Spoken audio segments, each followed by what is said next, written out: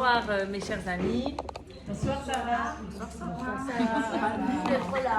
Alors très content de vous retrouver ce soir et surtout que vous êtes venus sous la pluie. Franchement, bravo, bravo à vous. D'ailleurs, pour la petite anecdote, mes feuilles ont été mouillées. Voilà, toutes mouillées. Et grâce à notre chère Ivana, elle m'a mis sur le radiateur les feuilles et ça a séché rapidement. Donc le thème de la soirée, c'est Pourim, tenir quand tout vacille. Dans quelques semaines, c'est Pourim. Là, nous sommes à presque une semaine avant Rosh Chodesh Hadar. Et Rosh Chodesh Hadar, on chante et on dit plutôt Mishe Nirnas Hadar, Marbim Besimcha. Vous voyez la chanson Mishe Nirnas Hadar, Marbim Besimcha. C'est-à-dire que lorsqu'on rentre dans le mois de Hadar, on doit augmenter la simcha, on doit augmenter la joie. Et on va comprendre pourquoi spécifiquement ce mois-là, on doit augmenter la joie. Donc, des Rosh Chodesh Hadar, mes chers amis, si par exemple vous avez une opération à faire, si par exemple dans la santé, Bezrat Hashem, si vous devez signer un gros contrat, acheter une maison, rencontrer un garçon, etc., ce que vous voulez, acheter un beau bijou, acheter de beaux habits, attendez Rosh Chodesh Hadar parce qu'en fait, c'est un mois de très bonne augure. C'est un mois qui est très bon pour le peuple d'Israël. Et on va donc décrire pourquoi ce mois-là, il est si magique et si magnifique pour l'ensemble du peuple d'Israël. Puisqu'on va parler de Pourim, on va déjà, comme vous savez, j'aime bien parler du contexte historique de Pourim. On remonte. Actuellement, on est en 5686 et c'était pendant l'Empire perse au IVe siècle, en 3399, lorsque Achashverosh, un roi, est monté au trône grâce à son épouse qui s'appelait Vashti. Qui était Vashti? Vashti, c'était la petite fille de Nabuchodonosor. Et Nabuchodonosor était celui qui a détruit le premier Beth Amikdash, l'empereur babylonien. L'empereur donc babylonien, quand il a détruit l'ensemble du Beth Amikdash, qu'est-ce qu'il a fait? Il a récupéré tous les trésors, la plupart, on va dire, des trésors du Beth Amikdash et il les a enfouis. Après lui, il y a eu après Nabuchodonosor, il y a eu un autre roi, Balthazar, puis un autre, Cyrus. C'était un roi qui est perse. Et après cela, Cyrus donc, a voulu faire reconstruire, relancer les constructions du deuxième Beth Amikdash. Il est décédé 2 ans après. Et qui va prendre le pouvoir? Ça va être donc Achashverosh à Cyrus. Donc Achashverosh, il faut savoir que c'était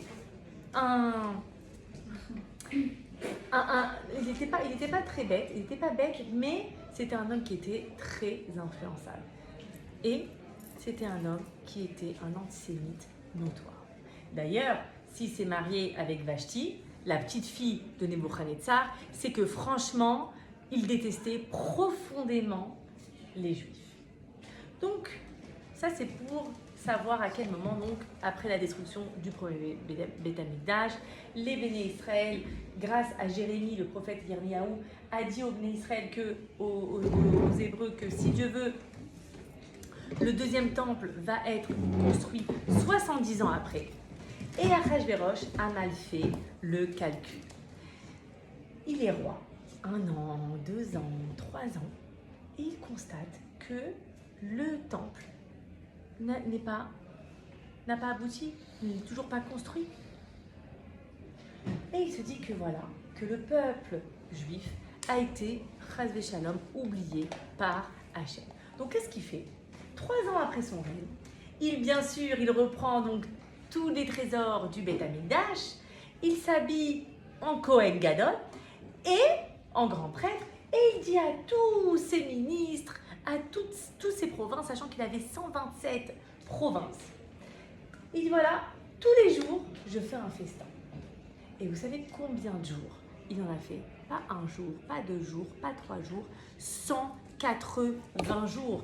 C'est-à-dire 6 mois. Pendant 6 mois, il montrait son faste, sa richesse, sa joie débordante, surtout qu'il disait que le peuple d'Israël va enfin être mis de côté par Akadosh Baruch.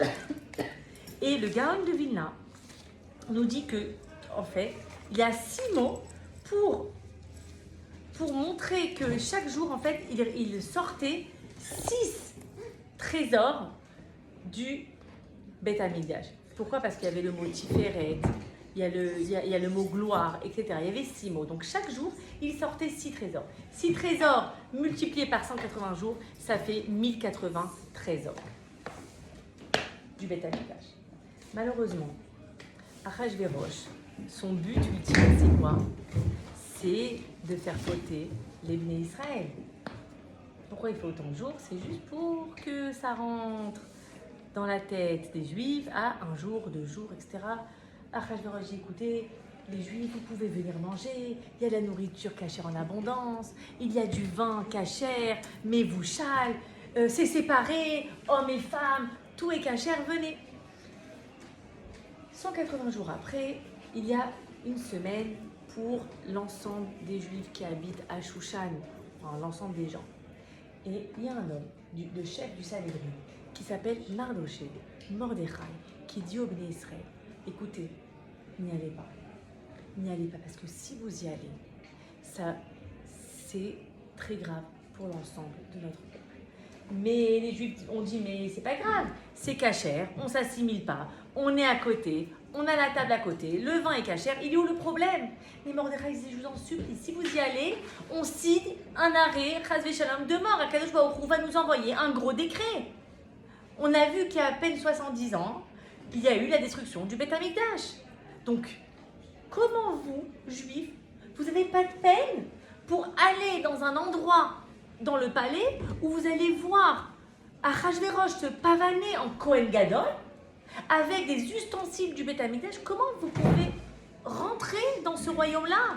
Vous n'avez pas un peu de peine? Ça fait même pas 70 ans. C'est frais, c'est quelque chose de frais. C'est pas possible. Et malheureusement, beaucoup de Juifs n'ont pas écouté Mordechai. Les Juifs donc sont rentrés, ils ont mangé, ils ont bu. Et comme a prédit Mordechai, il va y avoir un gros décret qui va s'abattre sur le peuple d'Israël. Achashverosh, comme on sait que c'était un endroit qui était très léger, d'accord, où il montrait sa magnificence, les hommes, entre eux, avec le roi, parlaient de leur épouse, parlaient de leur femme. Moi, j'ai la femme la plus belle, moi, j'ai la femme la plus jolie, etc. Et Achashverosh dit, écoutez-moi bien, ma femme, c'est la plus belle. Et qu'est-ce qu'il fait? Il appelle Vashti. Vashti, Vashti, viens te présenter à moi devant toute la communauté, notre communauté, tous les ministres, etc., pour montrer qui tu es, ta magnificence, ta beauté. Et malheureusement, Vashti n'a pas accepté. Pourquoi? Parce que Akadosh Baruch Hu a décidé de la punir à ce moment-là. Vous savez, mes chers amis, en parenthèse, lorsque on voit des gens qui montent au pouvoir, et ce sont des personnes qui sont malveillantes, Akadosh Baruch Hu fait exprès, entre guillemets, de les monter pour qu'ils puissent chuter encore plus haut. Et c'est exactement ce qui s'est passé avec Vashti. Vashti, normalement, mes chers amis, c'est son heure de gloire. Se pavaner devant tous les hommes et dire que je suis la reine Vashti, qui est plus belle que moi. Mais Akadosh Baruch Hu, lui, nous dit les Chachamim, lui a envoyé des plaies. On dit que c'est la lèpre. Elle avait donc des boutons de partout. Et Achashverosh, donc, a voulu que sa femme vienne dévêtue devant l'ensemble du peuple. Bien évidemment, elle a refusé uniquement parce qu'elle était remplie de boutons. Étant donné qu'Achashverosh a beaucoup bu, il est très fâché, il ne sait pas quoi faire. Vous vous rendez compte, devant l'ensemble des ministres, devant l'ensemble de la communauté, des gens haut placés, que sa femme refuse quelque chose devant lui, c'est la honte, comme on dit. Là. Et Achashverosh ne sait pas quoi faire. Il ne peut pas l'obliger, elle refuse. Et Les hommes donc attendent qu'est-ce qui va se passer. Et voilà qu'un homme qui s'appelle Aman, qui était pas du tout en bras droit, il était rien du tout, il s'avance près du roi et il dit au roi, oh là là, roi, si votre épouse ne vous écoute pas, ça va être pareil pour l'ensemble du peuple. Les femmes ne vont pas écouter les maris. En fait, il avait très peur de son épouse, d'accord? Aman avait très peur de sa femme Zeresh. Donc lui, il pensait surtout à sa vie, à lui. Il dit, mais alors là, je suis fichu, c'est plus possible. Et Achashverosh dit, qu'est-ce que tu proposes? Il dit, écoute, devant tout le monde, tu décrètes sa mort par pendaison. Et Achashverosh donc accepte de pendre sa femme, dont on n'oublie pas que c'est grâce à elle qu'il est devenu un roi, parce qu'il n'avait aucun sang royal, c'était un palefrenier, d'accord? Il s'occupait des chevaux. Et donc c'est grâce à elle, mais il décide de pendre le lendemain Vashti, ou le soir même Vashti. Le lendemain, Achashverosh, on dit que c'est un roi qui était un peu déséquilibré, très influençable, mais un antisémite notoire, on n'oublie pas. Il crie dans tout le royaume. Vashti, Vashti, où es-tu, Vashti, Vashti? Et les serviteurs, les servantes, ceux qui travaillaient dans le royaume, ça fait quoi dire, quoi? T'as oublié que ta femme a été pendue? Il y a un problème. Et voilà que on révèle au roi que sa femme a été pendue par lui et lui commence à sangloter. Et encore une fois, Aman va l'aider. Il va dire, écoute, il y a tellement de jeunes filles dans le royaume. Tu as 127 provinces. On va choisir une fille. Et donc, qu'est-ce qu'il fait Achashverosh? Il monte Aman de grade. Ah, très bien, tu as raison, tu as de très bons conseils. Aman va donc devenir le bras droit du roi. Et qu'est-ce qui va se passer? Donc, toutes les jeunes filles devaient se présenter au roi, juives et non juives. Et donc, il y a à Shushan une jeune fille qui s'appelle Esther, dont le père était, dont l'oncle était Mordechai, le chef du Sanhédrin. Esther était orpheline. Elle a été élevée par Mordechai. Et voilà que toutes les jeunes filles, juives ou non, devront se présenter devant le roi. Donc Esther, elle est obligée d'aller dans le harem du roi. Et vous savez quoi? Pendant 1 an, on devait faire belle la jeune fille, les jeunes filles, etc. Le spa, le hammam, les ongles faits, etc. pour que l'année d'après, le roi puisse choisir Miss France, d'accord?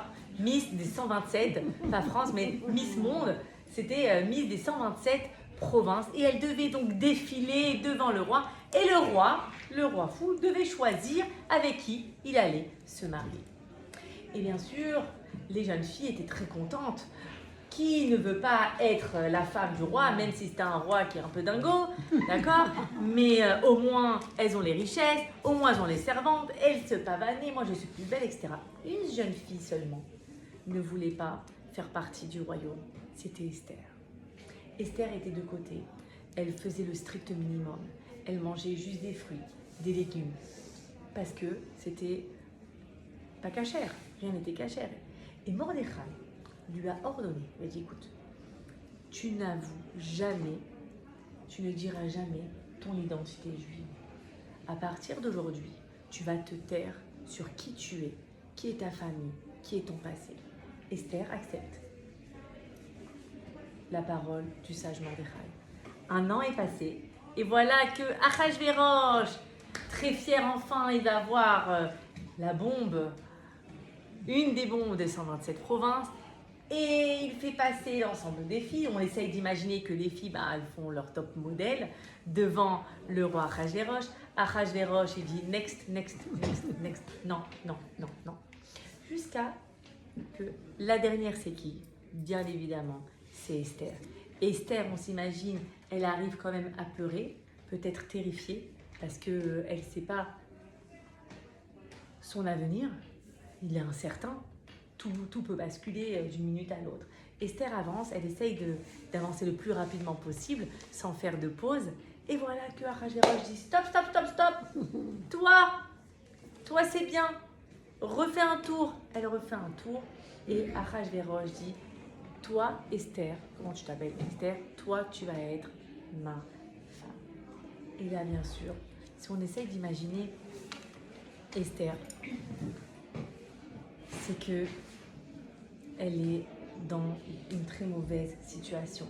Elle sait que le roi Ahasuerus n'a aucune peine pour l'ensemble des béné Israël. Et surtout, elle est bloquée parce que Mordechai lui a dit quoi?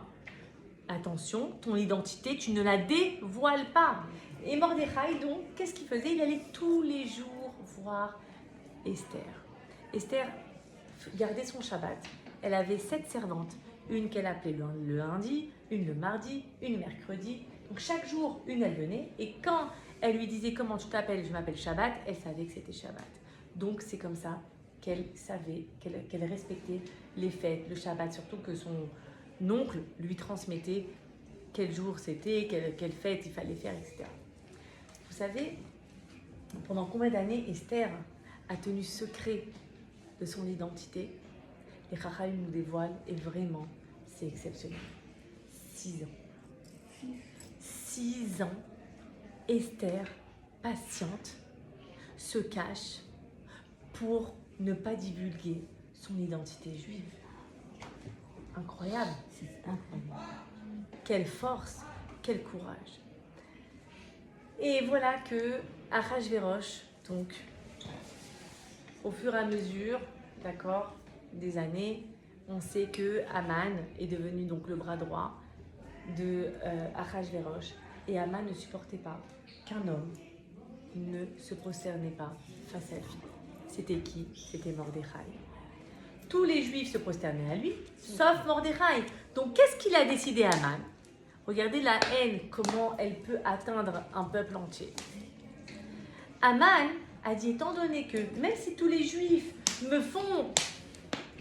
me respectent et se prosternent devant moi, il y a un Juif qui ne se prosterne pas, c'est Mordechai, alors je veux anéantir, exterminer le peuple d'Israël. Il faut savoir qu'en parallèle, Mordechai, quelques années avant, il a acheté Haman en tant que serviteur. Comment? Je vais vous dévoiler. C'est qu'ils étaient en train de marcher, peut-être dans le désert ou dans un endroit où il n'y avait pas d'eau. Et Haman parle à Mordechai, le juif, on dit Mordechai à Yehou, Mordechai le juif, il dit écoute, Mordechai, j'ai très soif, donne-moi à boire, j'ai très soif.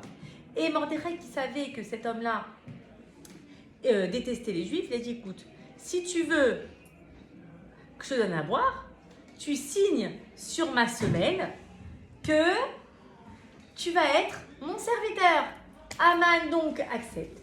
Il écrit donc sur sa semelle, il fait le contrat comme quoi il va être donc l'esclave de Mordechai.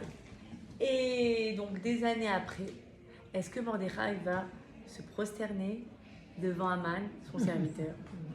Qu'est-ce qu'il faisait Mordechai? Il levait le pied. Il levait le pied et dit regarde. Même si ce n'était pas cette semelle-là, mais il comprenait. Donc Haman était de plus en plus en colère. Réma, la Torah nous dit qu'en fait, il était vraiment en colère. La Megillah, pardon, Torah orale. La Megillah, il était en colère. À chaque fois qu'il voyait Mordechai, il narguait avec le pied levé et il ne se prosternait pas. Donc justement, il se mettait encore bien droit parce que je suis ton chef. Et bien évidemment, personne n'était au courant que c'était le chef et lui le serviteur.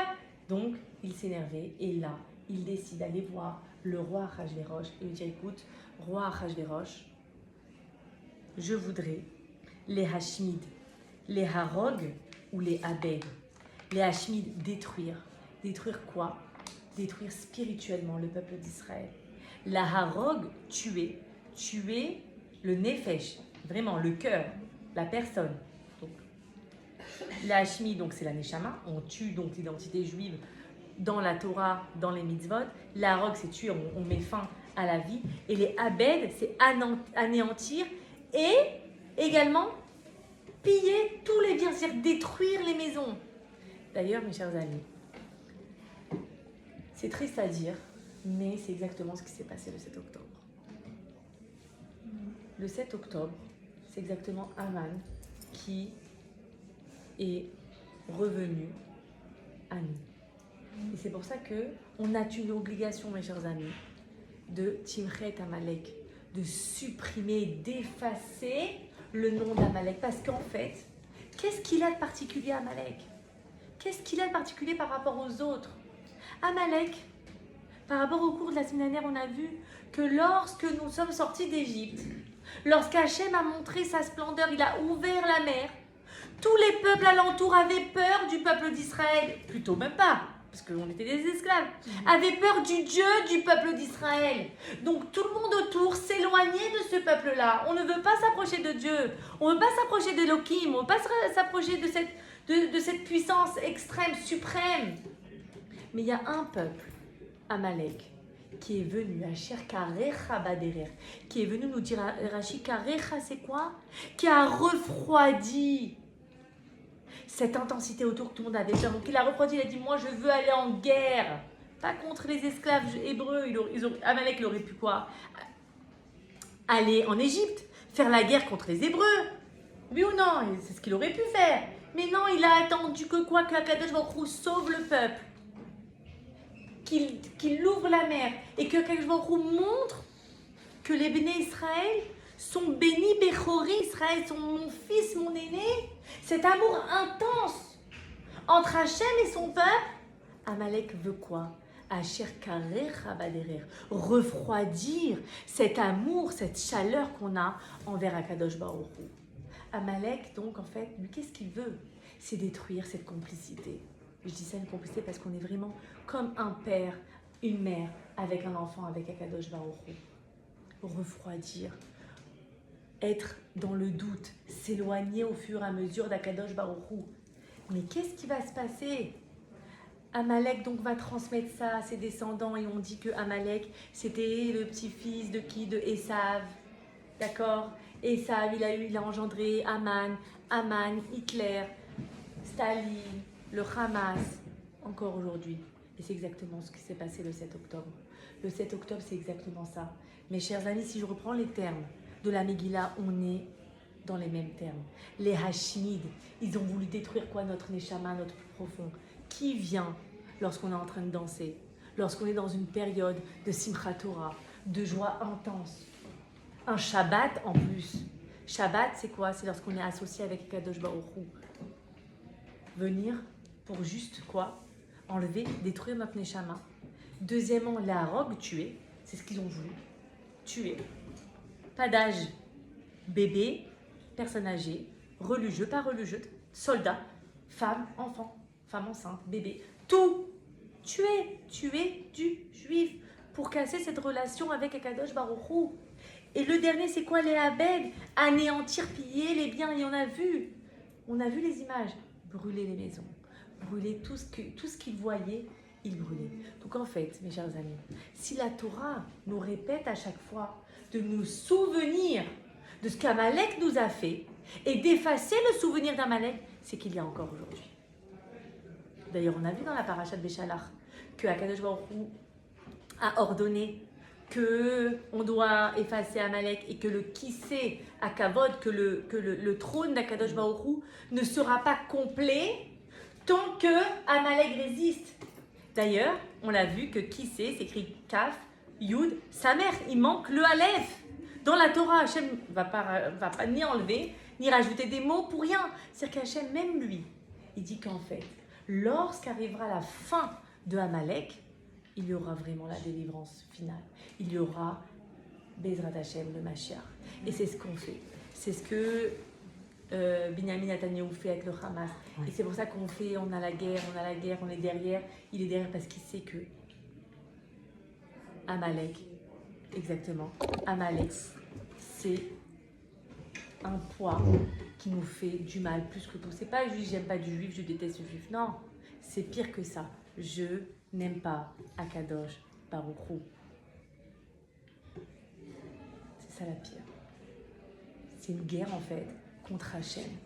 C'est pas une guerre contre nous. Et d'ailleurs on a vu avec le 7 octobre que Akadosh Baruch Hu, il s'est voilé la face. On l'a vu. Ce qui s'est passé le 7 octobre, les quelques heures, je dis vraiment les quelques heures, où tout a été ouvert, on se dit mais c'est pas possible. Le peuple d'Israël, j'ai des frissons, c'est inimaginable. On peut pas, surtout un pays en guerre comme ça, qu'ils arrivent, les terroristes, pour juste tuer, alors qu'en Israël, il y en a un qui veut tuer l'autre, bah, ça dégaine vite. Laisser, on voit qu'Akadosh Baruch Hu a laissé faire. Hachem a laissé faire quelques instants, Baruch Hachem.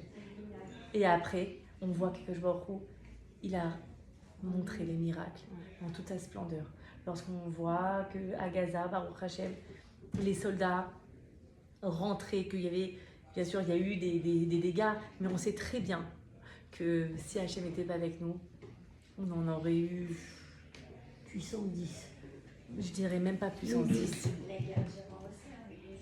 Et la guerre d'Iran. Exactement, à chaque fois je vous raconte l'histoire avec la guerre d'Iran. La guerre d'Iran où on voyait comme des étoiles, comme ça les drones, moi je disais des étoiles parce qu'il y en avait de partout, et que rien n'a touché la terre d'Israël, alors que si il y en a une qui touche Chas Shalom ici, lo alenu, il n'y a plus, Israël n'existerait pas. Donc nous tous, nous déjà le peuple d'Israël, on est en train de prier. On dit à Hachem, fasse que ça tombe dans les terrains vagues. Incroyable, mais incroyable dans des terrains vagues à chaque fois. C'est qu'Akadosh Baruch Hu a révélé sa face, a dévoilé son amour encore plus fort. Pourquoi? Après le 7 octobre, malheureusement ou heureusement, il y a eu un sursaut de Teshuva. On était toutes unis, comme ça. Jusqu'à maintenant, d'ailleurs. On a tellement peur qu'il n'y a rien. On est unis. On ne se lâche pas, Les soldats, qu'est-ce qu'ils disaient?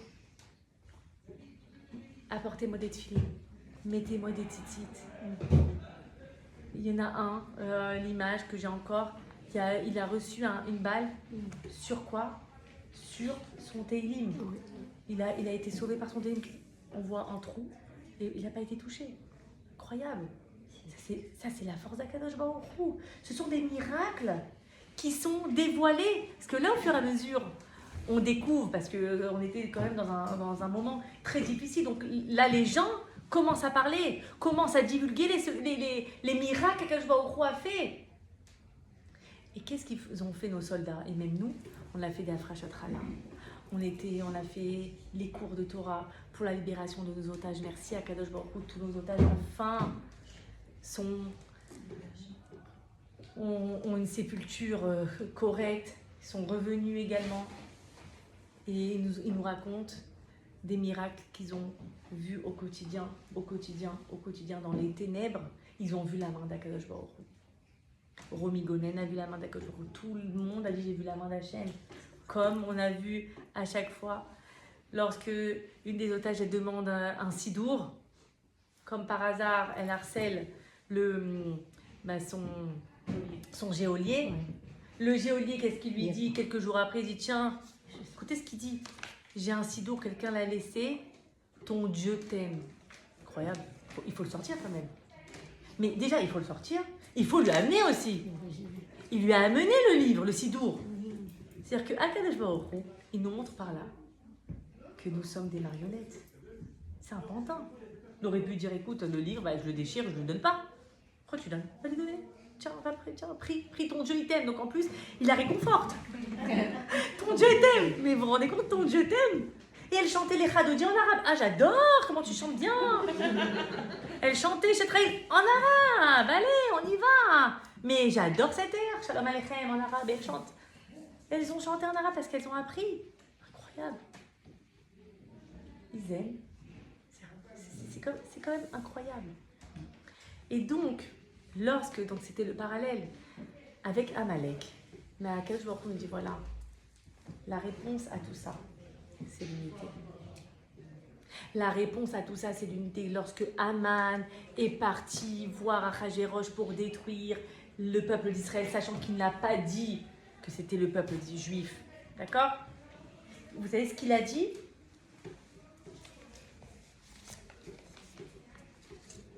Il dit comme ça. Il a dit, il y a un peuple, Am Echad, Mefuzar ou Meforad Ben Amim, Bekol Medinot Malchutera. Il y a une nation qui est dispersée et divisée parmi les autres nations. Ça veut dire quoi? Il nous donne la réponse.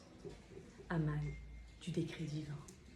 La nation juive, elle est dispersée, elle est éparpillée. Donc qu'est-ce qu'on va faire? On va quoi? Les Harog, les Hashmid. On va les exterminer, on va les tuer. Point final.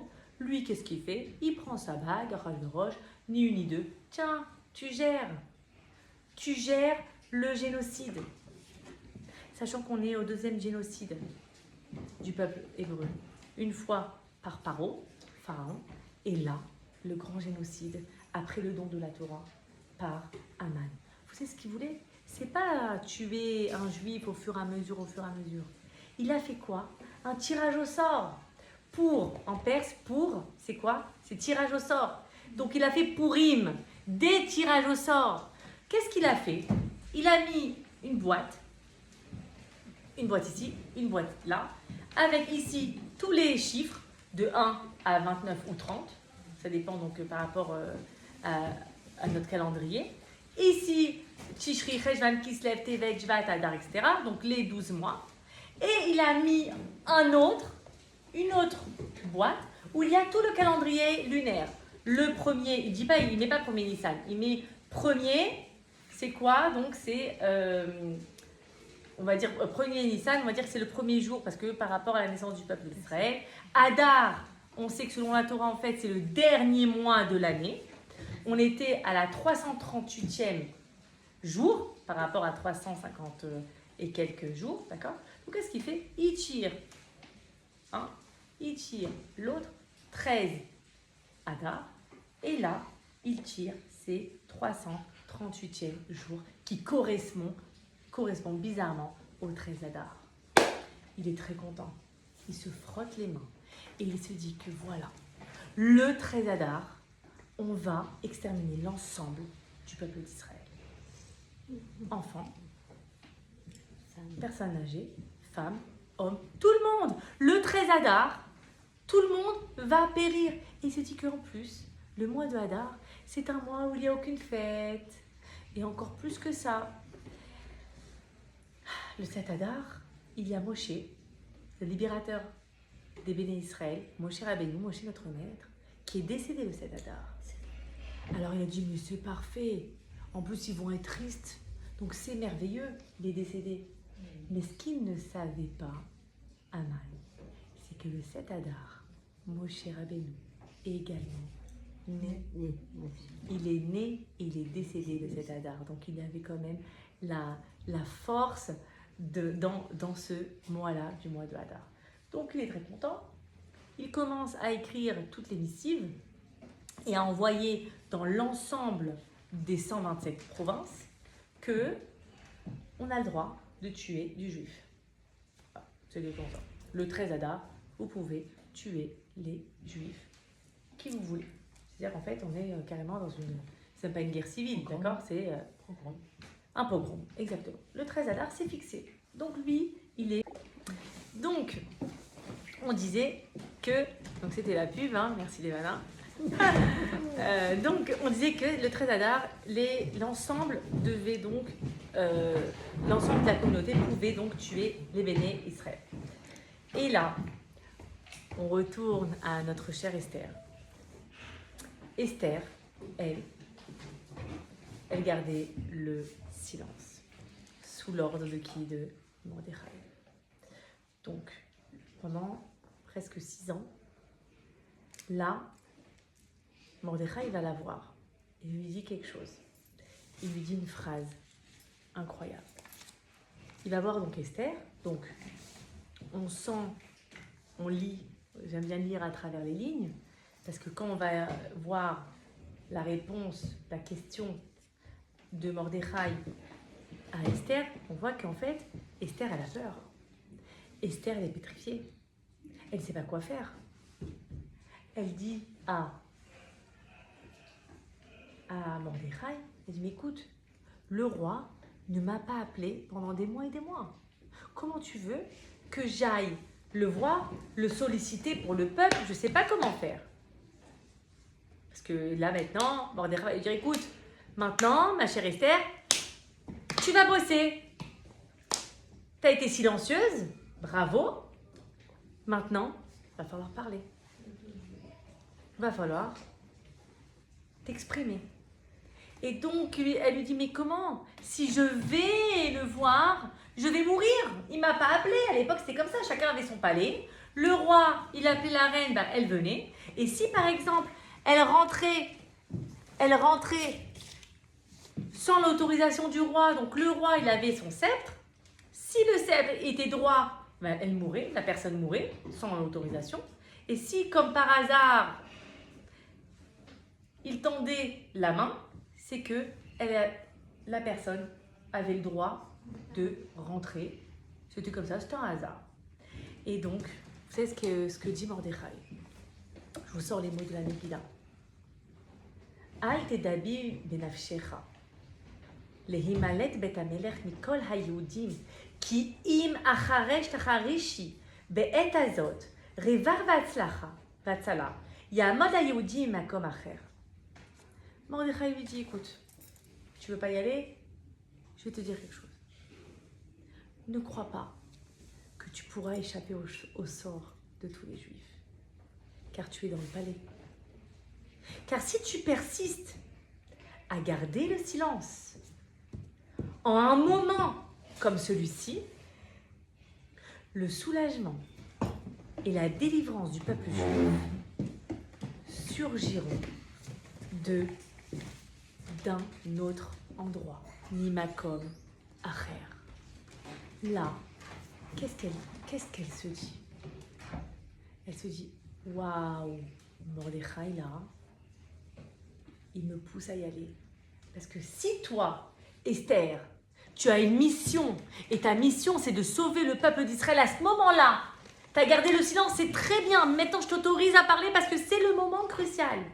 C'est maintenant, c'est le moment opportun pour y aller parler. Toi, tu refuses de parler? Sache que c'est pas parce que tu es dans le palais du roi que tu vas être sauvé. Pas du tout. Loin de là. Peut-être que toi, tu crois que tu vas avoir la protection du roi. Peut-être. Mais sache que si tu veux pas que la délivrance passe par toi, alors, ok. La délivrance vient droit. Mais Makom Acher. Et vous savez que Makom, c'est également le nom d'Akadosh Baruch Hu. Makom, c'est l'endroit. Et Hachem s'appelle Makom parce qu'il est partout. Donc le Makom, et ça viendra par quelqu'un d'autre. Par qui? Par Akadosh Baruch Hu qui aura décidé. Tu veux pas? Hachem, il te laisse le libre arbitre. Tu veux pas, tant pis, c'est pas grave. Mais ne crois pas que tu vas être sauvé. Et là, Esther comprend qu'il y a un enjeu très important qui se passe. Vous savez ce qu'elle dit? Elle va lui dire, Im avadeti, avadeti. Si je périrai, si je dois périr, pardon, je périrai. Et elle dit que, ok, Mordechai, tu as raison. Ma mission est là. Je vais travailler sur moi et me remplir de Emouna, me remplir de confiance en Akadosh Baruch Hu pour arriver à bien à cette mission-là qui est pour moi immense.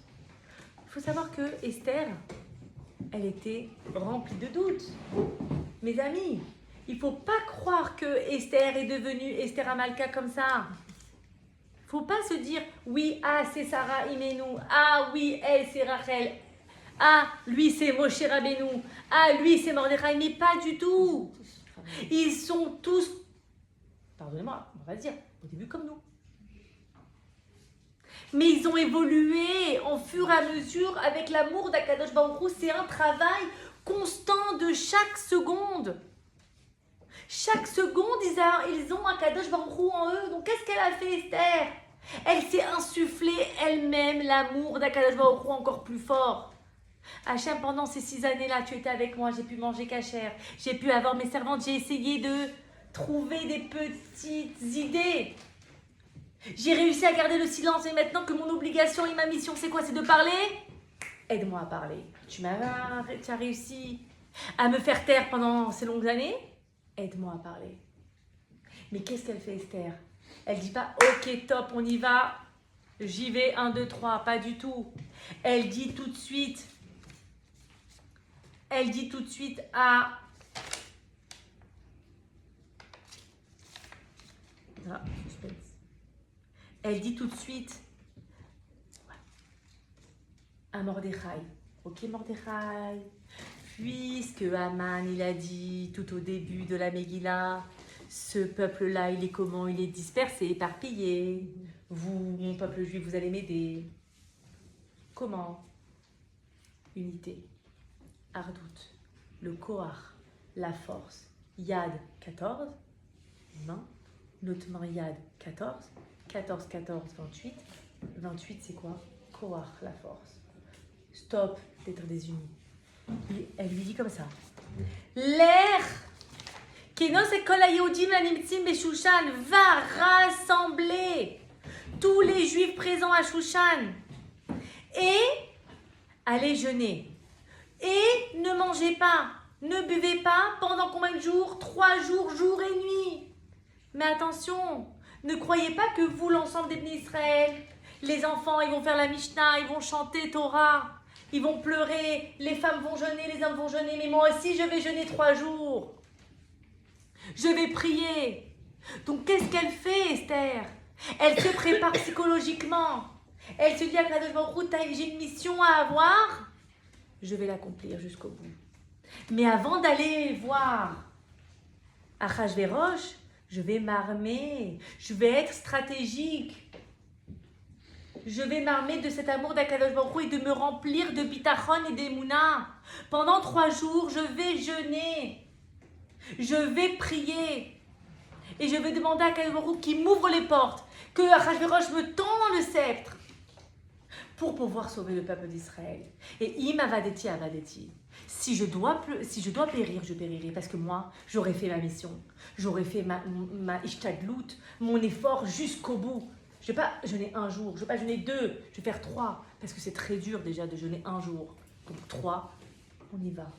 Et vous savez, mes chers amis, pendant ces jours de jeûne, c'était également le soir du Seder. C'était pendant les 3 jours de Pessah. Alors qu'est-ce qu'elle dit, Esther? Elle dit là, c'est un moment d'urgence. On est en état d'alerte. Même si c'est le soir du Seder, je vais jeûner. Et nous, l'ensemble d'Israël, on va jeûner. La mitzvah du Korban Pessah, la mitzvah du Seder, on mettra de côté. Donc Esther, qu'est-ce qu'elle fait? Elle jeûne ces 3 jours. On essaye d'imaginer. Elle est là. Après déjà 1 jour, vous avez vu après Kippour comment on est. Imaginons-nous, on est épuisé. 2 jours, alors 3 jours. Esther, 3 jours après, elle s'habille. Elle essaye de se faire belle, mais le cœur n'y est pas. Comment on va faire? Comment on va faire? La Megillah nous révèle, nous dit un mot exceptionnel. C'est écrit Vatilbash Esther Malchut. Et Esther se revêtit de royauté. Normalement, tu dis quoi? Esther met ses habits royaux. Ou pas? Elle met des beaux vêtements pour aller voir son roi. Mais non, Vatilbash Esther Malchut. Et Esther se revêtit de royauté. Les Chachamim nous révèlent qu'à ce moment-là, c'est quoi?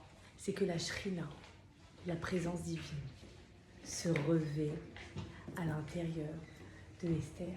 Esther va avoir le roi HaKodesh, va avoir la prophétie d'Akadosh Baruch Hu. Donc Esther, les Rachamim nous disent qu'il y a beaucoup de couloirs. Esther marche. Et c'est elle, mes chers amis, qui a écrit le Teilim 22, Chavet. Eli, Eli, lama azaftani. 22, Chavet. Eli, Eli, mon Dieu, pourquoi tu m'as abandonné? dans cette détresse-là. Et elle marche. Vous savez ce que nous dit le Midrash? Le Midrash nous dit qu'elle était tellement faible qu'il y avait 3 anges qui étaient là pour la porter. Un ange qui la faisait marcher, un ange pour lui redonner un petit peu de beauté, et le troisième ange pour détourner la colère de Ahasverosh. Donc elle marche, et on essaie d'imaginer ce long corridor, le passage d'un royaume de la reine au palais du roi. Tous les gardes du corps l'arrêtent. Mais ça va pas. Où tu vas comme ça? Est-ce que tu as eu le papier? Est-ce que tu as eu le missive? Est-ce que tu as eu l'accord du roi? Et elle continue à prier. Eli, Eli, lama zaftani, Akadosh Baruch Hu, pourquoi tu m'as abandonné? Elle prie, elle prie, elle prie. Jusqu'au moment où, au fur et à mesure que les gardes voient que la reine, elle veut quand même y aller jusqu'au bout, qu'est-ce qui va se passer? Elle arrive enfin devant la porte du roi Ahasverosh. Elle ouvre la porte et elle dit: Hachem, tout est entre tes mains. Et le miracle s'opère. Ahasverosh, lorsqu'il voit Esther, il tend son cèpe et il lui dit: Oh ma chère Esther, que me vaut ta venue? Si tu veux, je te donne la moitié de mon royaume, nous dit les Rachamim. Il n'a pas dit le royaume en entier. Vous savez pourquoi? Vous savez pourquoi? J'ai découvert ça grâce à vous. Ah oui. Que tu dis? Oui. Parce qu'en fait, il a dit que il savait qu'elle était très proche de Mordechai, le chef du Sanhédrin. Donc, il avait peur que Mordechai lui disait: allez, reconstruis le Beth Amikdash, etc. Donc lui, il disait: je te donne toute la moitié de mon royaume, sauf bien évidemment l'autre partie qui était donc la reconstruction du Beth Amikdash. Donc elle fait comme ça: oh, bon, ça c'est moi qui invente, c'est pas grave. Oh mon cher roi, quel bonheur de te voir, tu m'as trop manqué. C'est moi. Mais je suis sûre que c'était pareil. On essaye de. C'est vrai ou pas? Tu as une âme de reine en fait. Quoi? Tu as une âme de reine. J'ai une âme de reine, ouais, c'est vrai. Mais ben, c'est ça. Moi j'ai une âme de reine. Mais je suis là. Donc, elle lui dit: mais je te donne la moitié de mon royaume, que me vaut ta visite? Elle dit: écoute mon cher roi, tu m'as énormément manqué. Mais je voudrais faire un festin. Toi, moi et Aman. Ah oui. Tadam, tadam, lumière Le rouge. Ahasverosh. Ah bon, Aman, dans son cœur, il commence à palpiter. Ça fait longtemps que je ne l'ai pas vue. C'est vrai que je ne sais pas ce qu'elle fait. Ah, avec Aman. Oui, avec Aman. Ah, d'accord. Aman est comme un fou. Oh là là. Il est dans les bons papiers avec la reine Esther. Tête à tête. Waouh, c'est même pas la chandelle, quoi. Tête à tête. Avec le roi, la reine et lui. Oh, il est comme un dingue. Il va voir Zeresh, sa femme, et il lui annonce la bonne nouvelle. Mais il dit: tu sais quoi? Je suis très énervée. Pourquoi? T'es énervée? Qu'est-ce qui se passe? Mordechai ne se prosterne toujours pas devant moi. Et Zeresh, la femme, dit: mais écoute, qu'est-ce que tu t'en fiches? Tu vas tête à tête avec le roi et la reine, mais quel bonheur! Viens, j'ai une idée. Tu vas faire une potence, tu vas créer une potence de 50 amas. Ça veut dire que, comme tu vas être très proche du roi et de la reine, quelques jours, Mordechai meurt. Ça va être très rapide. Fais la potence la plus haut possible. Comme ça, quand Mordechai va mourir, tout le monde va voir qui est le chef ici. Après, le roi, ça va être toi, Aman. Et bien sûr, il est super content. Il met à exécution le projet funeste, donc de détruire qui? Mordechai. Il prépare sa potence. Il est comme un dingue, très très heureux. Et à ce moment-là, mes chers amis, Ahasverosh, il est très embêté. Il n'arrive pas à dormir, les filles. Parce que là, il y a Aman qui va manger avec sa femme. Il y a un truc qui se passe. Bref, il va au festin. Il commence à manger. Et Esther donc continue à prier: Hachem, Hachem, donne-moi une stratégie. Je ne vais pas lui dire: il y a quelqu'un qui veut tuer ma... C'est pas possible. Je sais comment je vais parler. Et voilà que le roi et la reine et Aman, ils rigolent, ils sont très heureux, tout va très bien. Et Esther dit: Et plutôt Achashverosh dit, bah alors, c'est quoi? Qu'est-ce que tu demandes? Très curieux. Qu'est-ce qui se passe, Esther, pour ce beau festin? Esther donc dit, oh là là, mon cher roi, s'il te plaît, encore un festin, toi, moi et Aman. Achashverosh se sent très mal. Là, ça va pas. Encore Aman, il n'y a pas de tête à tête. On ne se voit pas des mois et tu me rajoutes encore cette chandelle là, c'est pas possible. Et voilà que Achashverosh est dans sa chambre. Il n'arrive pas à dormir, les filles. Impossible de dormir quand même. 2 fois Aman avec lui à table. Qu'est-ce qui se passe? Est-ce que Esther est infidèle et qu'est-ce qui se passe? Il a très peur parce que déjà Vashti, elle a été tuée. Donc on va faire quoi? C'est bon, ça y est. Il est très stressé. Et donc qu'est-ce qu'il fait? Il demande à ses serviteurs, amenez-moi mon livre de mémoire. Et dans le livre des mémoires, il y a des serviteurs qui ouvrent la page. Et c'est écrit, Mordechai, le juif, Mordechai et Yehudi, a sauvé le roi d'une mort certaine, car 2 serviteurs ont voulu lui donner à manger. Et Mordechai comprenait la langue, le langage de ses serviteurs, et a sauvé le roi. Donc le roi dit, est-ce qu'on a récompensé Mordechai le juif? Et les serviteurs disent, ah non, il n'y a pas écrit qu'il a été récompensé. Il dit alors, ok, très bien. On va le récompenser. Qui arrive comme par hasard, mes chers amis? Aman arrive. Oh, son idée en tête. Oh là là, il y a la potence en hauteur. Depuis quelques jours, il la regarde, enfin la veille. Ça y est, il s'imagine que Mordechai meurt, c'est exceptionnel. Il en rêve.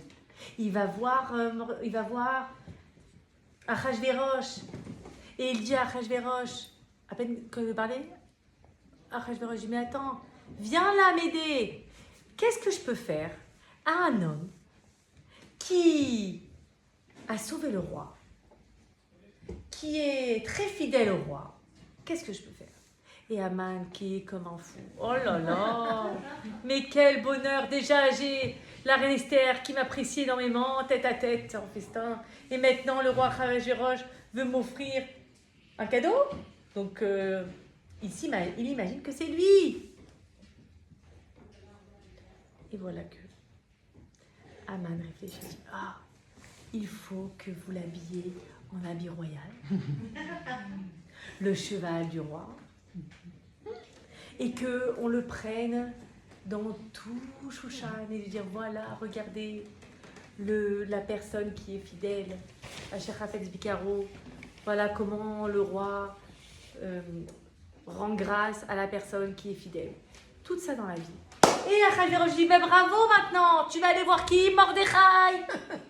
Non, il y a un truc qui veut là. Je suis venue pour le tuer, c'est pas possible. Il n'a pas dit ça, mais il comprend pas. Il dit, non, mais c'est pas possible, qu'est-ce qui se passe? Il dit, vas-y, vite, tu vas prendre mon habit royal, tout, ma couronne, tout ce que tu veux, et tu sais qui va tirer? Le cheval, ça va être toi, Aman. Toi, Aman, tu vas tirer. Et tu vas crier comme ça, voilà comment on rend hommage à celui qui est fidèle au roi. Là, c'est la catastrophe. Comme je l'ai dit, on le monte pour le redescendre bien plus à terre. Mordechai est en train de prier chez lui, bien évidemment. Aman tape à la porte. Voilà, il y a le roi qui veut t'honorer. Il faut que je te lave, il faut que je te coupe la barbe. Et Mordechai, il savoure. Il dit, ah là, coupe bien ici, coupe bien là, il faut que je sois propre, mets-moi, parfume-moi, lave-moi. Il est très content. Mordechai monte sur le cheval du roi. Et donc, Aman, il a la honte de sa vie, comme on dirait. L'archouma. L'archouma totale. Et ce que vous savez pas, c'est que la fille de Aman regarde et elle dit, ah là là, elle est en haut chez elle, elle voit quoi? Elle croit que c'est son père qui est sur le cheval du roi et que c'est Mordechai qui est en train de tirer. Donc qu'est-ce qu'elle prend? Elle prend des poubelles, elle jette sur qui? Sur Aman, mais elle croit que c'est Mordechai. C'est Aman qui prend. Et Aman, il lève les yeux, Walia. Il voit sa fille. Sa fille a très peur et malheureusement, elle se tue parce que elle a fait du mal à son père. Donc, elle, en même temps, elle saute par la fenêtre. Donc, donc lui, il est rempli de poubelles, d'accord? Sa fille qui est partie. Et donc, le soir même, les filles, il y a le festin. Il faut qu'il rentre se doucher. Il faut qu'il rentre se faire beau. Mordechai en parallèle, quand il rentre, il va voir Esther. Et il dit à Esther, Baruch Hashem, regarde que je vois il fait Véna, Forou, il transforme tout. Donc Esther, elle est heureuse, elle dit merci à Kadosh Baruch Hu, tu m'as donné un clin d'œil. Ça veut dire que ce que je suis en train de faire, c'est bien. Donc là, j'ai un pouvoir encore plus fort. J'ai cette audace, j'ai encore plus fort ce courage. Au début, c'était dur, maintenant, j'ai cette fermeté. J'ai ce soutien de la foi, de cette émouna. Et donc le soir, le deuxième festin arrive. Et Aman, il s'est vite lavé, douché, il a trouvé sortant encore les poubelles, je sais pas. Il veut commencer à manger. Et enfin, Achashverosh demande à Esther alors, qu'est-ce qui se passe, qu'est-ce que tu veux dire? Et là, Esther, elle dit voilà.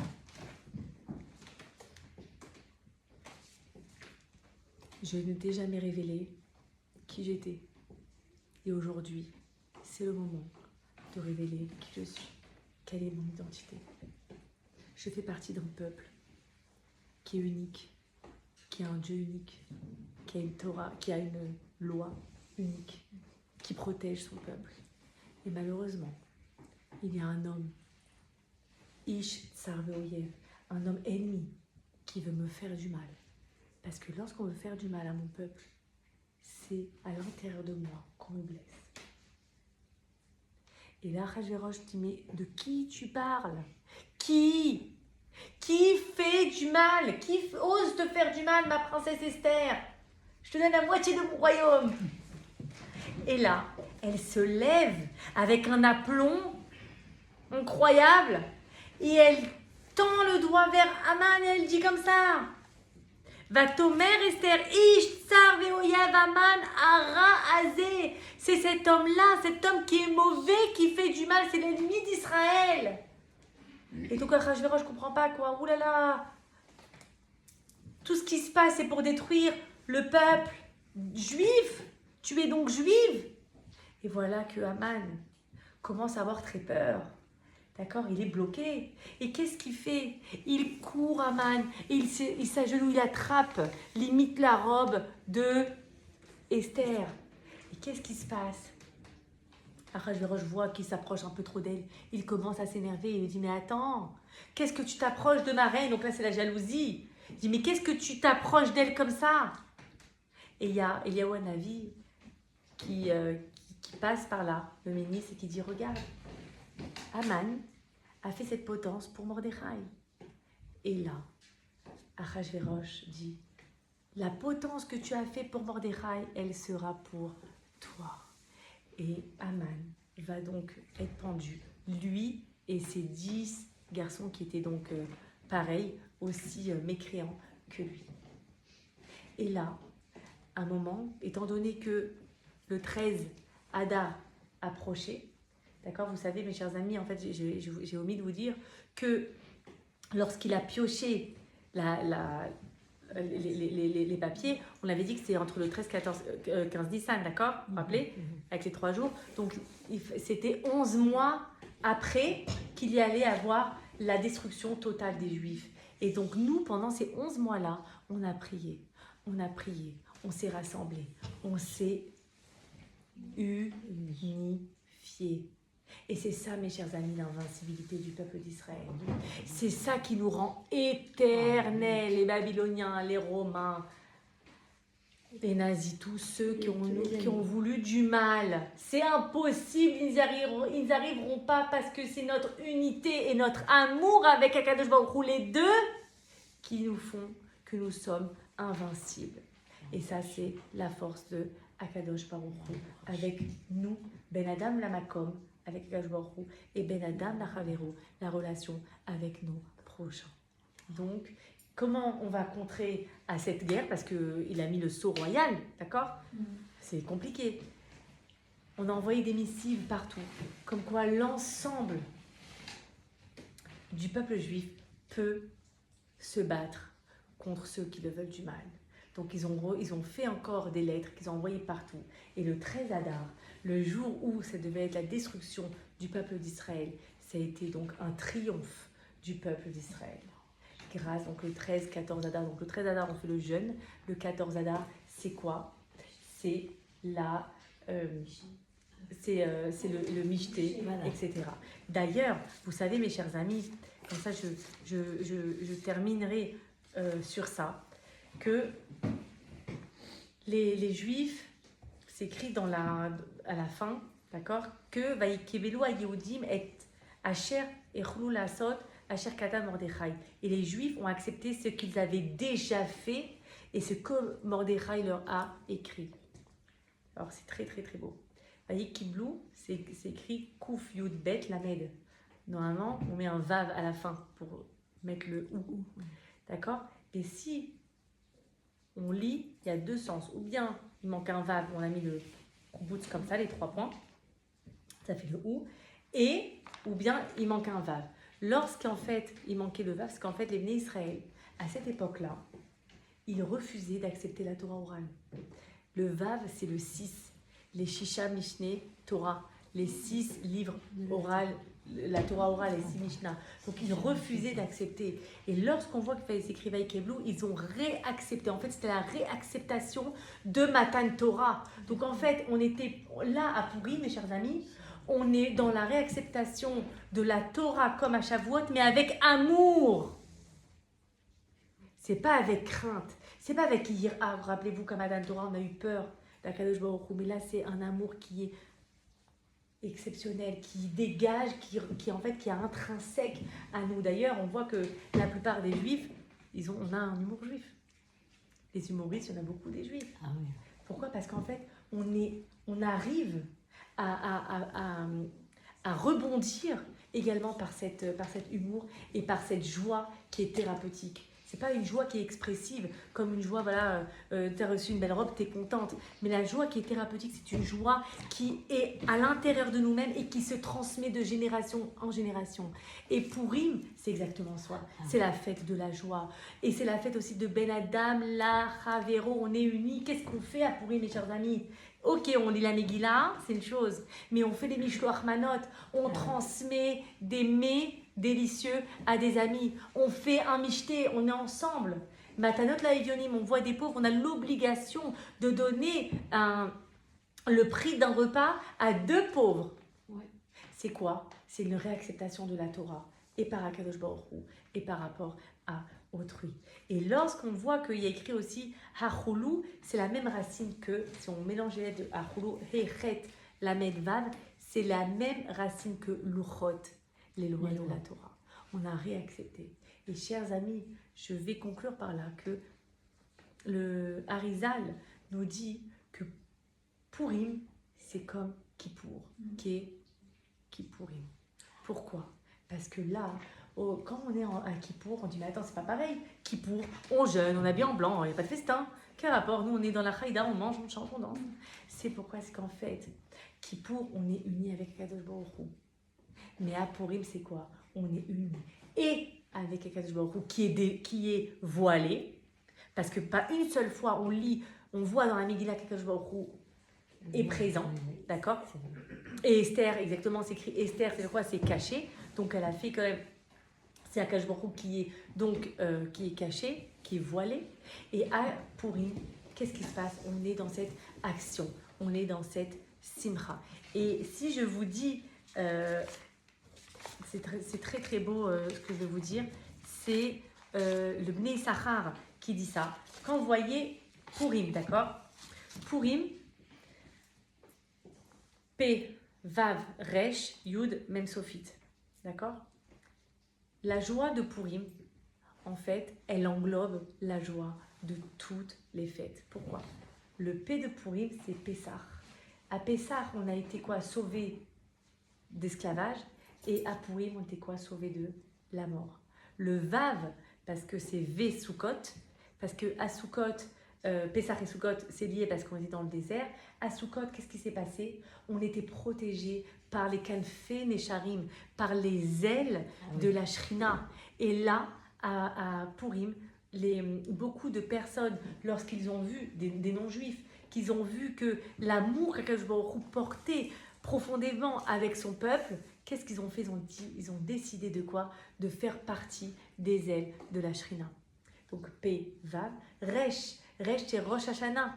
À Rosh Hashanah, qu'est-ce qui s'est passé? Hachem, il juge qui va vivre, qui va mourir. Et à Purim, on a bien vu qui va vivre ou pas au niveau du grand décret où il fallait que l'ensemble du peuple d'Israël allait mourir. Donc Akadosh Baruch Hu, en fait, c'était quand même un jour quand même de jugement.